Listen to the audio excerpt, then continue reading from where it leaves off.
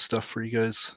We're set up already, so I guess this will end half an hour before that, so that's not important. Let me make sure we're live. Already got people here, so that's good. So where I'm at, let me bring up my stuff on screen.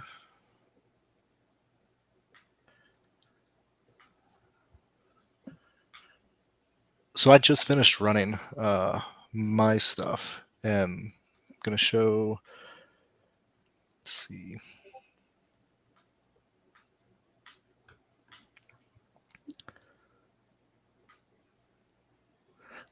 So this is just the data points that I use just to see where everybody's at these tracks, that everybody knows that I just kind of start off basing stuff like this, or off of this, rather. And sorry if I'm like flustered. I'm like super tired. I was like throwing stuff away. Like I just got back to my apartment yesterday. Clearly I had to abandon Houston, so I'm super tired today.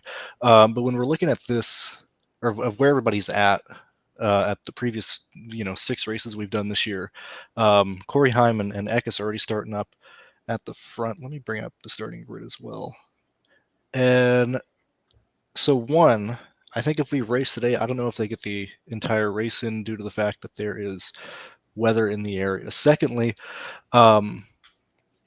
so 2 changes for this race compared to other races that the Truck Series has had here is normally they have ran 60 laps, where this race it's going to be 70, where you used to be able to do it in like a one stop, like you would just have to pit once for fuel.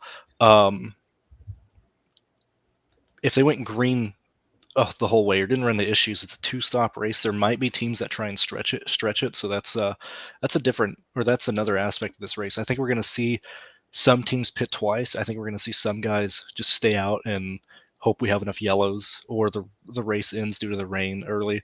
And there's really no way to project what teams are going to be doing that. I think Eckes, when we look at where he's at, like typically I don't really care about looking at the NASCAR standings, like point standings when we enter races, but Eckes just needs a few points in this race to lock his way into the playoffs and stuff. And so this is a race where I think Eckes will actively be chasing stage points. And yet again, when it goes to the 1 to 2 pit stop strategy that some teams might deploy, some teams might not, that's a bit worrying for me. Like if Eckes constantly stays out to get those points, I think he's going to pit at the end of the stages, and I think it's going to hurt his fantasy points for DraftKings. And so, like for that reason, I'm probably not going to be big on Eckes. And then secondly, with the low amount of laps here, because we have rain in the area. Like I said, the race, I don't even know if they're still racing today. Let me make sure they're at least starting. So the race can be rained out. Let me see. At the moment, they are looking like they're going to race. But it can, certainly end early due to rain. Secondly, just due to how slow or how big this track is, since the race is 70 laps, with the 2 stages, we're most likely going to burn at least 3 to 4 laps a stage. And so we automatically lose, pretty much 8 fast lap points. Or 8 fast laps available in this race. And if we have any more yellows, we're working more with like probably 45 to 40 green flag laps. Due to that, I think it's imperative that builds pretty much only have one of Eckes and Heim. And I think it's a real argument to be made that you should only have one of Eckes and Heim and only one guy in the top 10 in a majority of your lineups. And if you were going to do 2 people in the top 10, it should be one of Eckes or Heim, which I'm probably going to lean more Heim, and then Nicholas or Stuart Friesen. And due to the fact that place differential is going to be so important in this race, I think you want to prioritize Ross Chastain. I think you want to prioritize Zane Smith, even Brett Holmes. This is purely a place differential race, in my opinion. And I don't think projections are going to show anything different than that. Like I think everything's going to probably be pushing place differential lineups.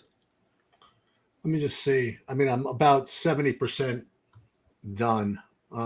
Just need a couple of things more to go, but let me tell you what I have right now. Why do you think that it's going to be a place differential race because of relative to the track, or just relative to where everybody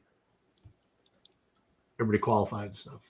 I think it's more so just how the contests and lineups are going to go, just because qualifying is rained out.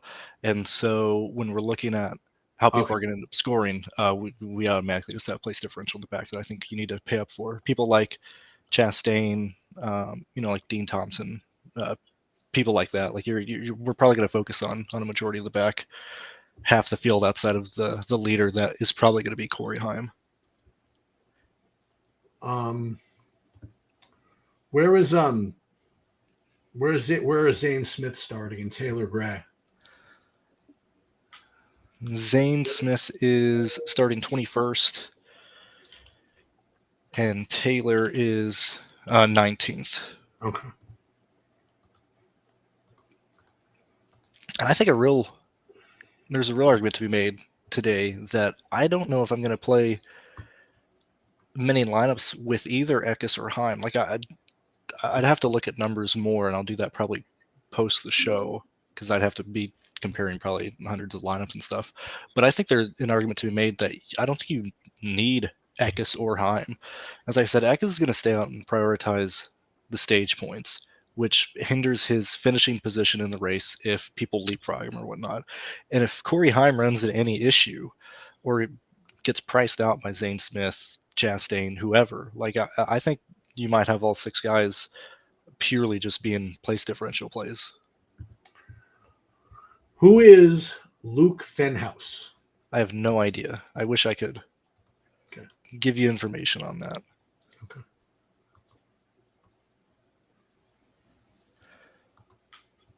No clue. No clue. Okay. He's a 20-year-old fellow. If that helps you at all. I mean, clearly he's a race car driver, but like anything extraordinary, absolutely not.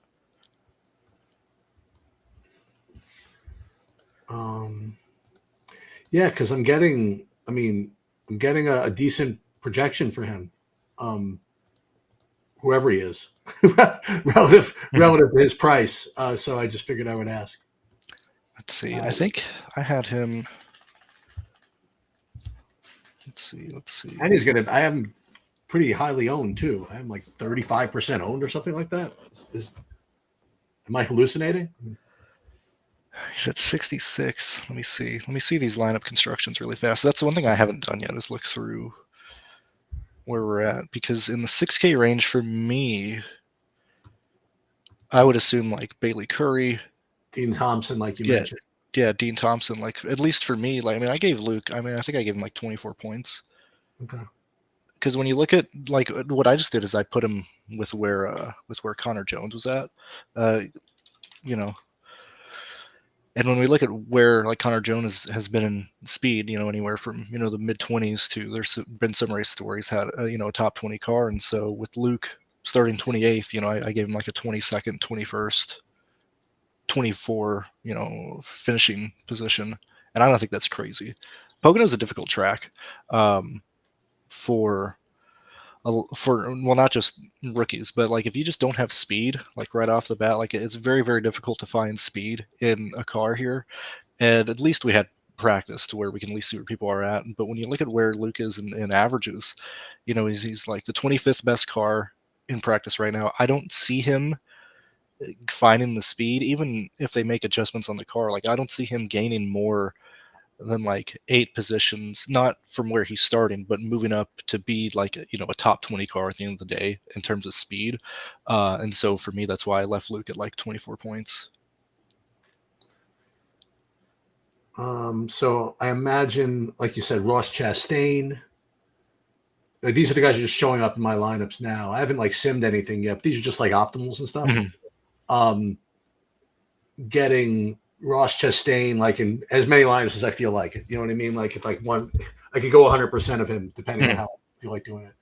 And then the other guys I have are a little strange. Like I don't say strange, but Taylor Gray, getting just like a ton of that.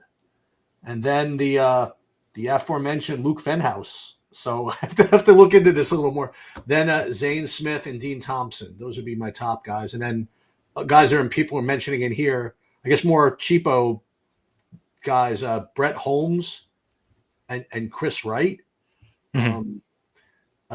Just fitting into what I'm doing right now. But again, I'm just throwing names out there in case anybody other people had questions about them. If they showed up. That's the only reason I mentioned Luke Fenhaus, just because I never heard of him, and he's showing up as really popular in my lineups. So figured I would. Yeah, and for me, I'm just looking more at this in like a construction standpoint. And I mean, some people might be disappointed that I didn't spend all day looking up who Luke is. No, But, no, but like, I mean, at least for me, I haven't found yeah. that being a good use of my time as of late for NASCAR, because Um, typically everybody comes through winning some form of racing. and tell me a little more about this Eckes going just for stage points thing, because it's funny. Like Eckes always, and these are just my own bits of knowledge I pick up along the way. Like whenever Eckes, when I'm watching, and he's never near the front to start, he just always manages to lead laps. This Mhm. guy. He did it. I think he led all the laps last week or the week before or something like that. If not all of them, at least most of them. And he's got the pole here. So when it comes to like stage points, does he benefit by just like, what if he just goes out there, gets the front, and just flies throughout the whole stage? I mean, that's got to be good, right? Yeah, so the thing that Eckes is going for is the regular season Okay. championship, and he pretty much locks that in today with just a few Okay. points. Like, there's no way Corey Heim is probably going to be able to catch him by the end of the regular season, and so that's mainly what Eckes is Okay. chasing here, and he can mathematically get that done today. Okay. Yeah, I mean, he's very expensive. Like you said, I mean, playing more than first of all, playing more than one of those two, it seems kind of silly. And I'm kind of with you. I'm not getting much of any of those guys. I mean, I'm getting some Corey.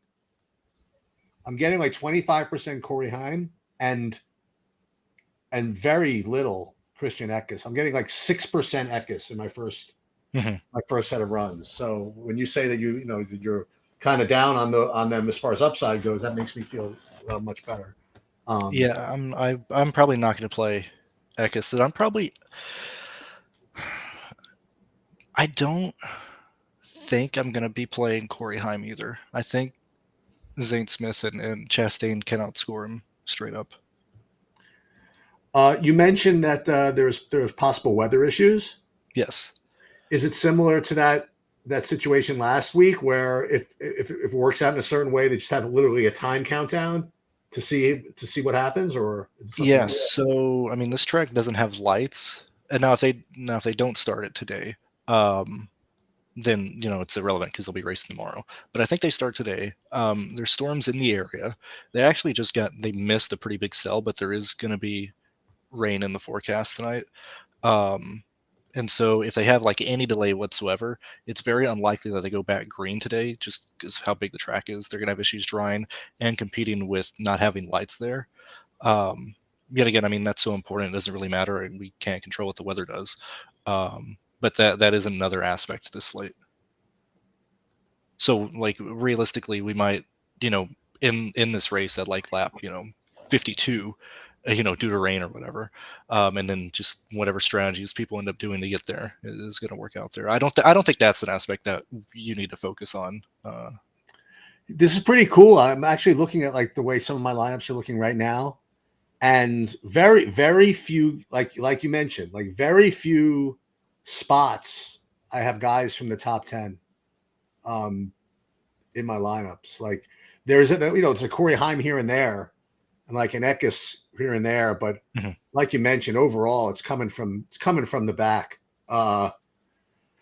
Getting a couple of like Ty Majeski's and like this is because the way I diversify, or maybe some Daniel Dyes. Not like wouldn't be my top lineup or anything like that, but to your point, I mean a lot of place differentials showing up in the lineups so far. Yeah, and usually we don't typically see that here at Pocono. When we look back at other races, we typically have either we're coming out if they get Q rained out. We typically aren't coming off a race at Nashville to where there's so many fast cars who ran into issues, had damage, like weren't able to get up in the qualifying metrics that they use, and so like there's more place differential and more expensive place differential here than normal. And so actually, like for me, I'm leaning towards like Nicholas Sanchez being the closest guy to the front that I probably end up playing today. Going back to the Luke thing, that's just kind of weird. I'm not saying like that's odd, but looking at my bills, like I just can't get to that like price range. Like 66 is like a weird one that I would be fitting somebody in at. I'd either be, getting up in the 6K or like using Chris Riot or going lower in the 6. See what other sort of low owned guys. Did somebody mention Chase Purdy here? I think someone mentioned him. No, I'm just looking at just like semi low owned guys that rate even like remotely decently for me. There's Kent Gutner. He's saying, "What about Purdy fast in practice?" Okay, anything about that or? Well, let's take a gander. Let's look at Chase Purdy. So Purdy was 21st on average laps. Nothing really spectacular out there. Okay. Ran, I'm assuming probably like 7th best lap in general, 9th best lap in general. But when we start looking at where Purdy is based on where he's starting and where he's at in these races, where he's been at, I mean, I think I probably gave him like 10th, 11th, 12th, somewhere around there. So I personally wouldn't get it. So like the 7K range is same thing with like the Luke discussion. If we're in the 7K range, that means you're most likely not using 2 10K guys. And I'm not saying the guys up front. It's just that most builds would probably want you using Zane Smith with Ross Chastain or Nicholas Sanchez, like 2 of those 3. And then Taylor Gray at 19th at 95. So like ending up on a 7K driver with those types of builds is very unlikely. So I personally wouldn't use Chase Purdy today.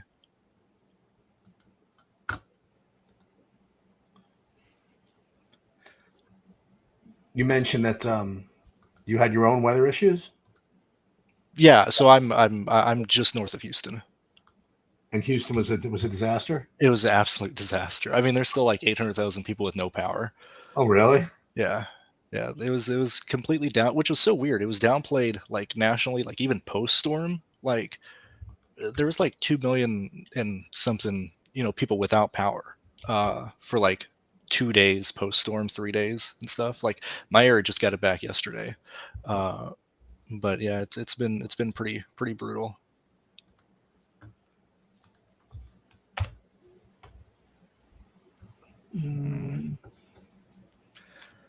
But yeah, I mean that's kind of what do we have? Slate's in an hour.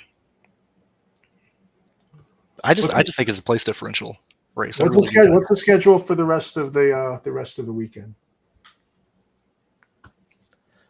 Let me take a look. Are you just asking for the races or like what I'm doing? In general. So we have Xfinity tomorrow. Yes, we do, and then we have Cup Sunday. Should be afternoon race since there's no lights. Xfinity. Oh no, my favorite. They're not running F1 this week. What am I going to do? I know. How dare you? You're not able to run trains of 10. That's not me. I'm not never doing that. Don't catch me doing that. I guess I don't want to win, but Hungary is a week from Sunday. Mm-hmm. Or week from Sunday for F1. You're saying there's 0 rain near Pocono? That's what AJ is saying? I don't know. Someone said they're at the track. Sterling says that Muscles is at the track. I don't know what that is. Some people say it's rain at the track. There's no weather in the area. Like I'm listening to whatever they're like. I'm looking at based on start time, which is in an hour. If anything is still sprinkling or damp, like they have to push it back. That's where we start running into race being short. I think they run it tonight. Like I think it starts tonight regardless. Let's see what else. Oh, so wait, so 3 o'clock tomorrow. Yeah. Okay. Mm-hmm. And at 3 o'clock tomorrow, they will probably, wouldn't they practice like noon? Noon. I just clicked off of it actually. Okay. I looked all it up and I got distracted. Practice is at 10 Eastern. Okay. I'm just trying to plan for when I should do my projections and stuff. So to 3 o'clock, you think it'll be ready by like 1? like all the grids and stuff? Probably a bit before, probably 12:30 tomorrow, your time, Okay. if not And then sooner. Sunday 2:30. Okay.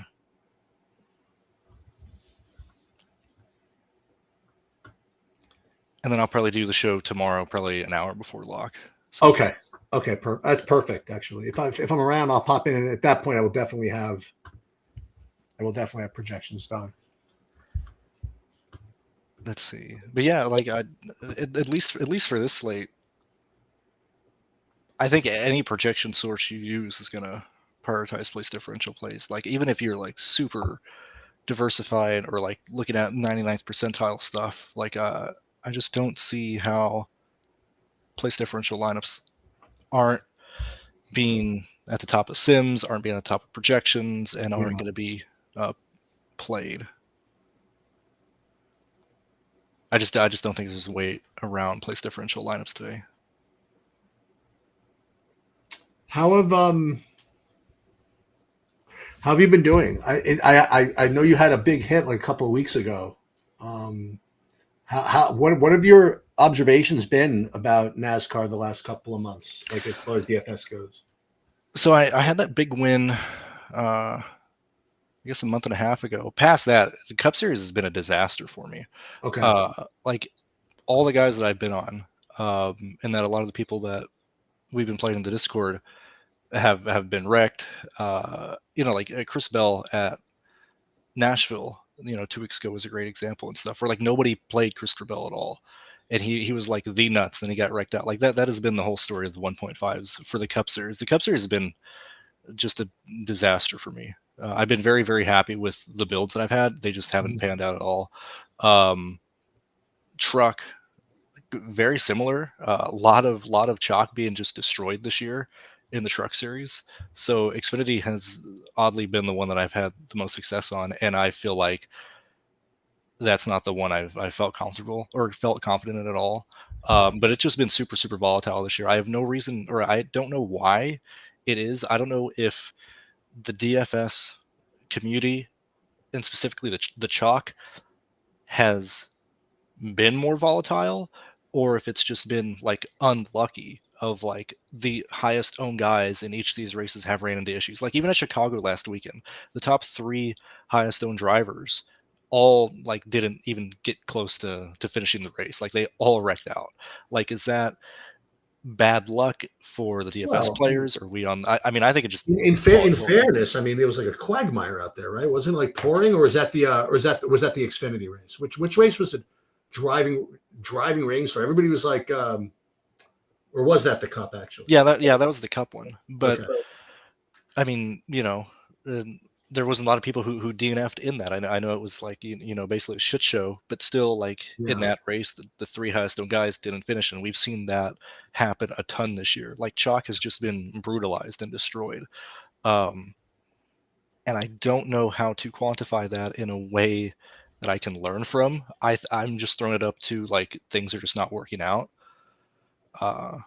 But I mean that's where I'm at right now in July, based on like my opinion on the year. Were you around last weekend? You were around, right? Yeah. Last weekend I was like in first. I wasn't paying. Yeah. I was out, and so I wasn't. I just looked at my phone. I'm like, I was like in first in the spotter and in the MME. I was like in second. I think it was the Xfinity one.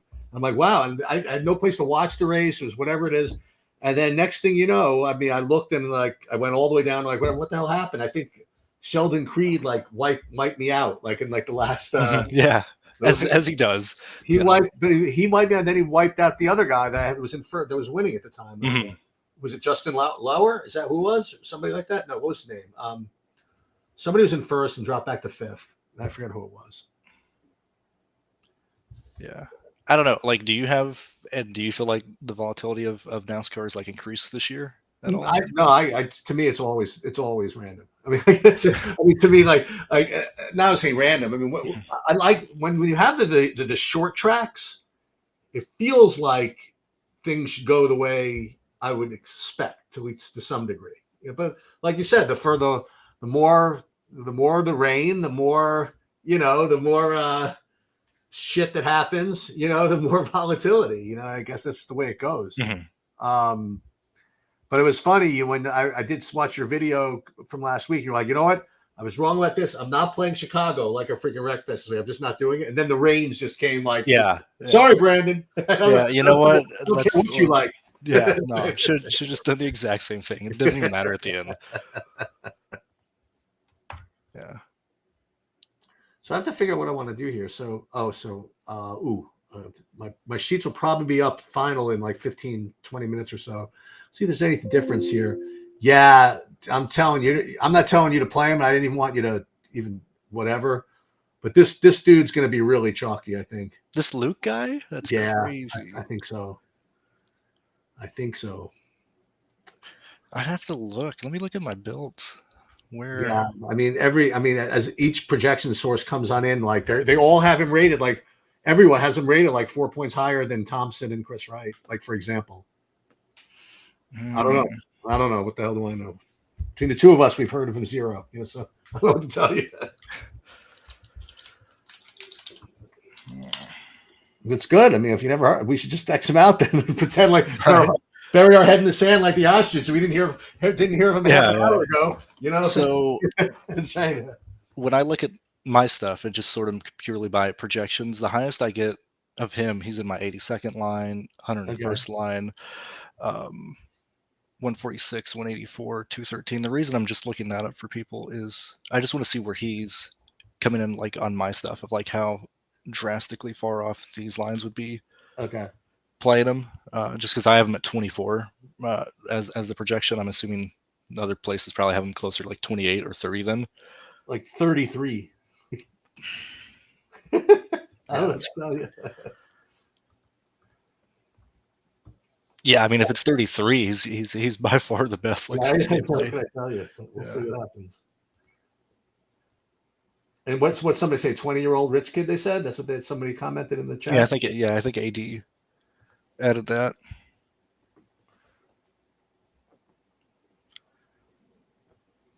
Let's see.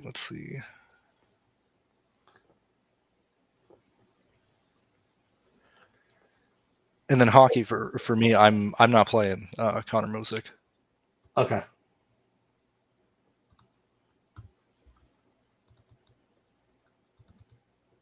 Let's see.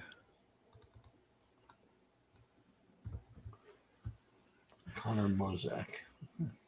Keith McGee is out for those of you that were interested. And they did not add Steven to the playlist. Oh, that guy. Oh, that guy. That's right. Yeah, but he is added tomorrow for Xfinity. He is in the player pool for tomorrow. All right, so hold on a minute. So if you guys want, just for fun, I'm finishing up my projections like 5 seconds. Like actually 2 minutes. I can run a lineup build in the sim. I don't care. Yeah, let's see it. Let's first finish the projections.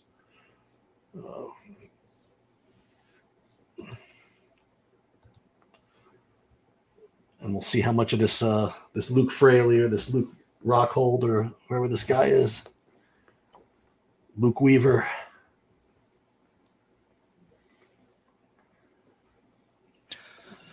So right before you do that, it looks like for me, just my flat out, like, probably most played fellow is probably going to be Chastain. It's probably going to be Chastain. That's where I'm looking at. It's probably going to be Chastain, and then value for me is looking like, let's see.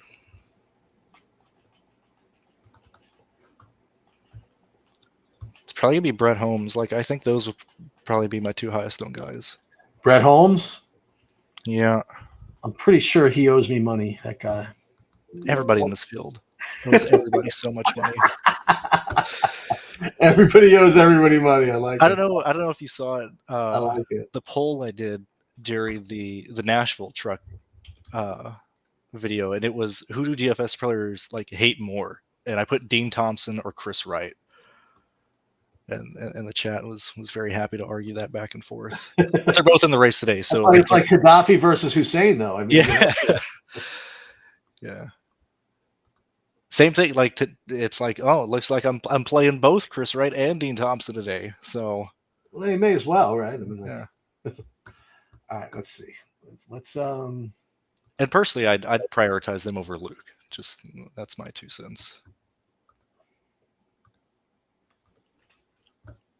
okay. 50. Oops, hold on a second.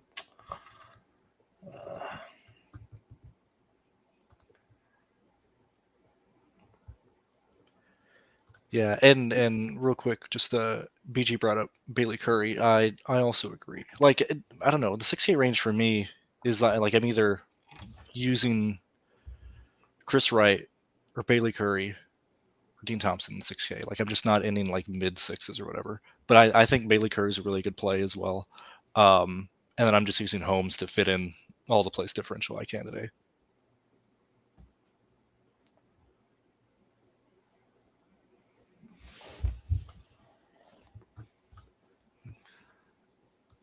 So my top, as far as ownership, I mean, I'm running this. I'm running it right now. Mm-hmm. As far as projected ownership, I actually have Ross Chastain as the highest projected owned guy, and then I do have like, what's his name, Corey Heim and Eckes really, really high. So if we could fade those guys, we could be in business. And the cute thing about it is like these two are the best guys recently, like Eckes and Heim. Well, good. Let them win. And Let them win without being the optimal for all I care. and I think Corey Heim and or Eckes could win this race and get priced out. And get Right. pushed That's out. what I was Like, saying. Let them win and not make the optimal. Yeah. So that's probably where I'm going to go. I'm probably going to do a full fade on both those guys. And you know me, I'm just hoping that I get to the full fade myself without me forcing it. What do you have, give or take, like ownership projected for Corey? I have a lot, like 46%.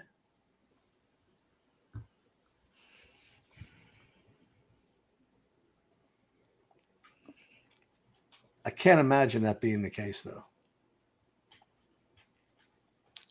Let's see. Let's just say he's scoring. I mean, if he scored mid 60s, then he's probably in for sure. But we're going to have Chastain scoring probably close to 60 points. Zane will probably be mid 50s. Taylor Gray will probably be in the 50s. Don't forget about Luke, like at 50, Luke, 50 at 51, right? Yeah. You're gonna have a big three-way finish between Fenhouse, Dean Thompson, and Chris Wright. All three of them across the track. Right. Gonna need Closest photo finish. Photo finish. Closest finish in Truck Series history. Yeah, but for positions that are like 3 laps down. I don't know. Yeah, I'm gonna fade. I'm gonna fade Himes and Eckes. That's where I'm at. Miami High Left is saying in Discord not allow drivers in the DK truck pool. Oh, they must have fixed that or whatever. Oh, so that guy. No, wait a minute. The guy is there a guy racing that we can't bet on, or is he not even in the field? So Steven isn't in the DK pool, but he's racing. Yes, he's starting 30. So he can FS anyway, even if we can't bet on him or against him, pretty much. Yeah, and he can totally. I mean, so luckily he doesn't have the speed to really do much, as he is the slowest car in track. But that's still a position because he's not going to finish last. There'll be people that wreck out. Realistically, Steven probably finishes, anywhere from like 32nd to 29th. But all he does is basically hurt the floor of the cheap guys in the back because he could very easily like pass them or move them around, like, which is just another variable. Like, I mean, we can't control, but All right, so it's almost done now. Let's I'll share my screen. Okay, so it's important for everybody to know what we're looking at here. All right, so these are just my projections I put in. You could use whatever you want. And the first thing we're looking at, I'm playing 50 lineups, is just the default top-rated 50 lineups. Okay, and That's this exposure column right here. Okay. And before we go through this, we got time, right? What do we have? 15 minutes or 45. We got 43. 45 minutes all day. Okay.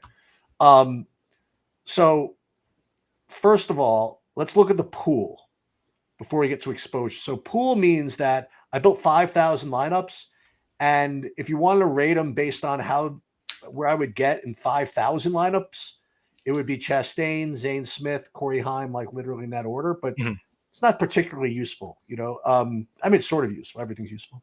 So in my top 50, I'd be getting Chastain, Taylor Gray, and Zane Smith, and then Luke 50%, and then Corey Heim. But let's take a look at what all this means. So it's rating them by this Sabre Score single game thing, and you click on this eyeball, and it'll show you what this is. So it's rating them by this formula, and this is not that aggressive. Okay, it's plus 0.8 times sum of my projection. It does ding for ownership a little bit, but just my knowledge of the way these other metrics work, like in MMA and in some other sports where you want to get a little bit more different, this is more like minus 0.6 times average ownership. So it would ding them a little bit more. So this is not a particularly aggressive way of ranking. So what I'd probably try to do is just kind of run the sims and see whatever. But we're going to run into like the same issue as usual. Okay, it's like, what field do we use to compare our lineups to? So a couple of things you could do. You could compare them to what SaberSim assigns as the flagship MME field. Like whatever they said that they back tested this and whatever. And for the spotter high stakes 20 max. Now what you can do is whatchamacallit, you could look at field lineups and see what that is. So within here, pre-lock, you can click on this flagship MME, and this is based on 20,000 lineups that SaberSim created. And this is the exposure of that field. So in that field, you've seen Corey Heim getting 63% owned. So I don't believe he's going to be 63% owned.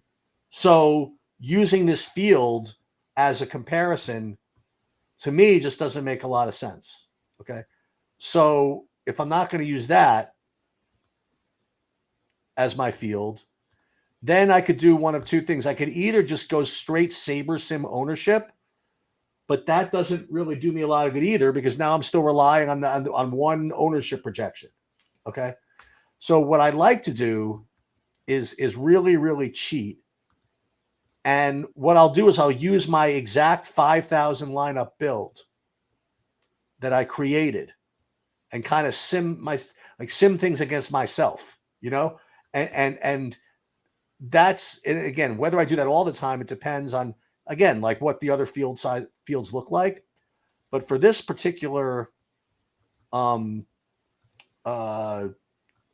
I'm going to do this. So we're going to now run the contest sims, and we're going to run them against that 5,000 lineups. Okay. We're only playing 50. Okay.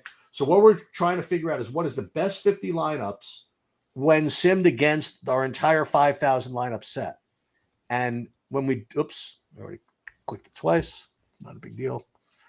So then what we'll do is we'll look at it, and in the MME build, we would get, just in case anybody cared, we'd be getting 82% Ross Chastain, 72% Luke, 62% Corey, whatever. It's actually flipping around a little bit.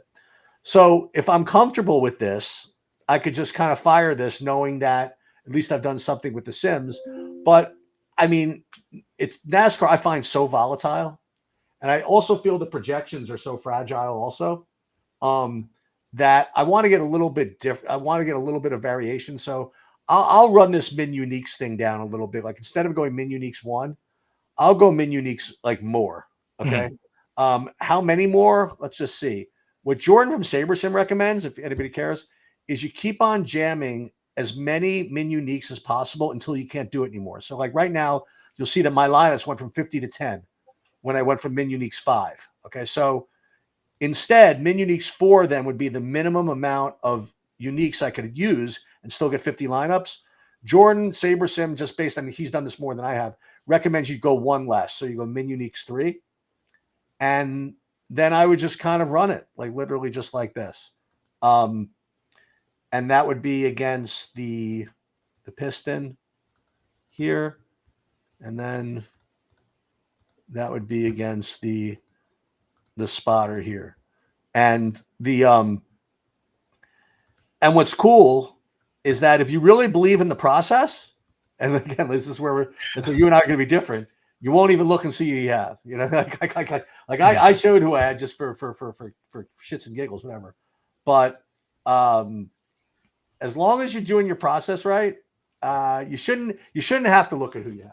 But if you listen, you know ball, you know car, you know whatever it is, I would not recommend not looking at who you have.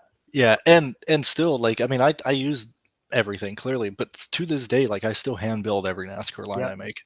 Yeah. You know, shoot, Bobby still hand builds all his baseball lineups, like pretty much. Yep. Okay, you want to have Yellow Dart say based on projection and ownership?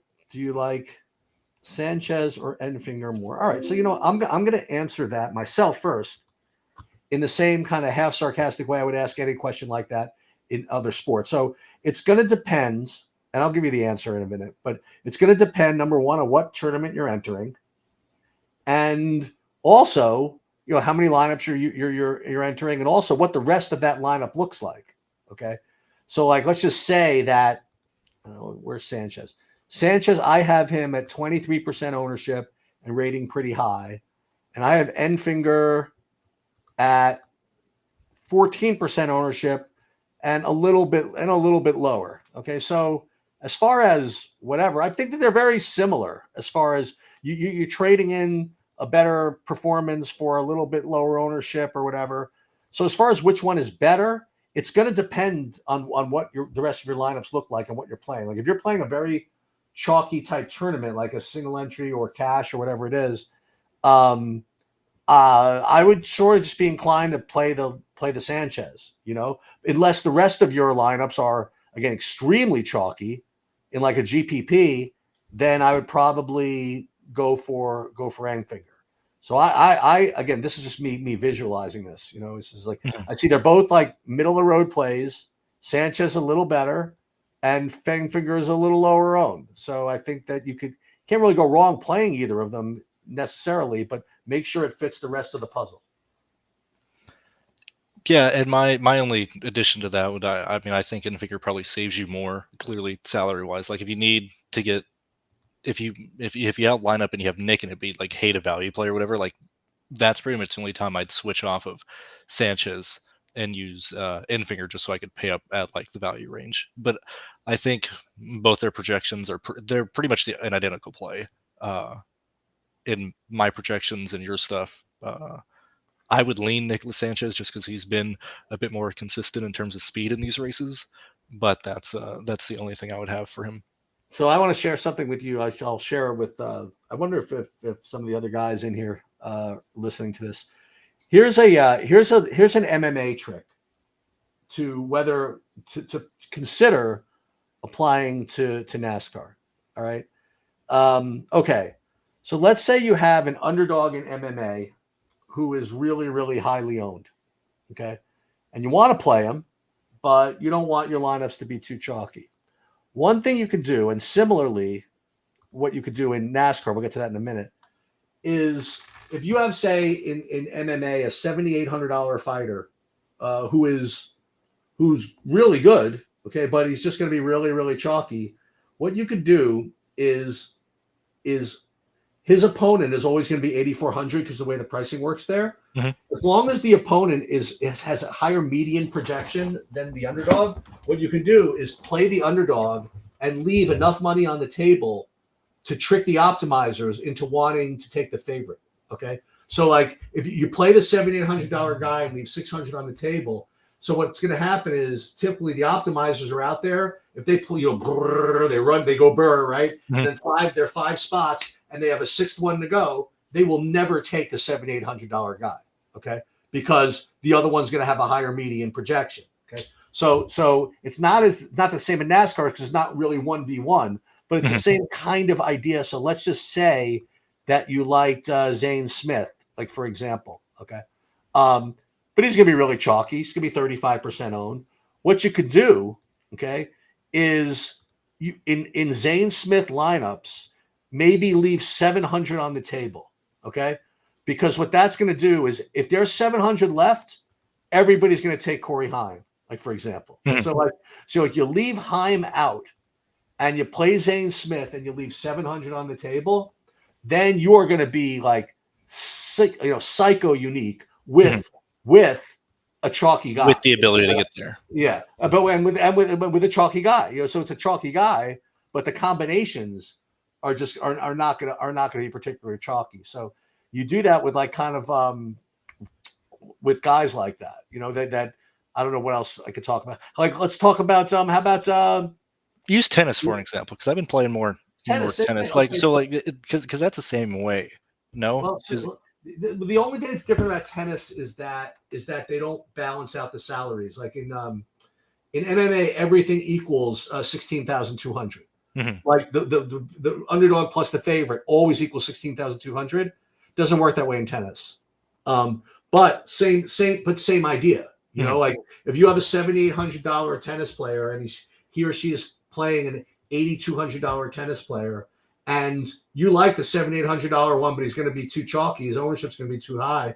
And as long as the $8,200 guy that you're up against projects even for like a point more than you, Mhm. just leave that money on the table, okay, and play your guy and make sure you don't play the other one. Obviously, it'll get you a little more unique without and still letting you play the guys you want. Mhm. Now again, it's necessary more for MMA because MMA is legitimately just 90% of battle for uniqueness. Mhm. Okay. And it's not exactly the same thing in NASCAR. In NASCAR, you can find unique lineups like a little easier than than MMA because they're only like 12 fights, and you have to pick one Mhm. from each thing. There's much fewer combinations, but it's something to think about if you get like let's talk about how about even Fenhouse or something like that. Like if you want to play him, and then boy, everybody projects less than him. He's like the nuts. This guy. That I can't give you good. that's what I don't get. Like I can't give you a good example because he's like a lock. It's like I can't. that's crazy, man. It's nuts. I don't know what to say, but uh, so that's not a great example. But the Zane Smith one isn't bad. So you play if you toss Corey Heim, you play Zane Smith, but you leave 700 on the table. That could work. Now again, this has not been back tested. This is just a theory. But in MMA, it really works because I had a guy look into this for me like after last week, and just for an example, there was like one lineup that had somebody, one of the main event people, whatever, and another lineup had the exact same lineup except the underdog and left the 600 on the table, whatever. Mhm. And the first one had literally 34 dupes, and the one that left the 600 on the table was completely unique. Mm. And so I'm not saying it works all the time, but it's definitely a technique that you can play around with if you like a any kind of very chalky any kind of chalky play. And see that okay, so like those discussions I really like because the example you just gave there between the two lineups, the one that was duped and the one Yep. that wasn't, Yep. like their how they score, at least in this conversation, is completely irrelevant. Like the game to get like non-ducated lineups is so much fun. Um, I have not been able to figure that out with F1 at all, and that's the one sport I'd really like to try and find an area to do Well, that in. A Stukas or whatever, and you guys claim that the people that are winning are the people that are just saying screw dupes and just jam the optimal and get 30, get a 30 train going. I don't know, man. I've done pretty well in the F1, and then I can't see the only way that could ever work really is if there were just so few actual outcomes Mhm. that could come in. I know it seems that way, but it just I don't know. I mean, I don't know. I can't imagine that the scoring is that bad. The scoring system is that bad that every week there's like a lock lineup. I don't know. I've played a couple of slates. I just don't see it that way. But whatever. I'm not as smart as all these other guys, so we'll see. Let me think. If you find, I'm telling you, if you find me playing like even two lineups of the same lineup, it's a mistake. It's a mistake because you're bad. The way the prize pool distributes money, it just can't possibly be right. But I don't know. Whatever. Yeah, I mean, my initial thought there, like, it doesn't seem sustainable, but like that has been what the guys who have been profitable, and I believe the people who have been profitable so far this year who have ran that have this has technically been the most profitable year for F1 players. Oh, is that right? Despite the amount of duplications there are, and I don't have stuff in front of me to confirm that, but when I was looking over stuff, I'm pretty sure that's what the data shows. And don't forget also, it's like not to be like results oriented. I mean, people shouldn't be results oriented either. Remember all those slates where you have a train of lineups that are 25 dupes that win first and beat a solo lineup by like 2 points. Like that's not an example of the train thing working. You know what I mean? Like it's the opposite. You know what I mean? Like it's completely the opposite. Because you imagine the one thing that had to happen for the solo shipper to get there, it's so anyway. Well, here we go. Brandon says, who do you think has the best shot at winning? Not named Heimerekis. Well, who says Heimerekis? Let me go ahead and look. Also, probably after this, I'm gonna probably skedaddle because I do. You mean besides Luke, or is Luke included? Yeah, Luke. Two things there. So, like the Luke thing, like him, like I would much rather. He's wrecking the first lap. I would much rather take the stance. Okay, 34 isn't a bad projection for Luke. He is the highest projected guy in the 6K range. Like that's nuts. He's the highest projected guy in the 7K range. That's insane. There's nobody at 7K that's close to him. That's not. I mean that's just it's not correct. But what can I tell you? Yeah. I would probably answer Taylor Gray, Nick. Actually, let me get the numbers. So answering that question, I would have it'd be Sanchez, Taylor Gray, Ross Chastain, and Zane Smith as the most likely winners if it's not Eckes or Heim.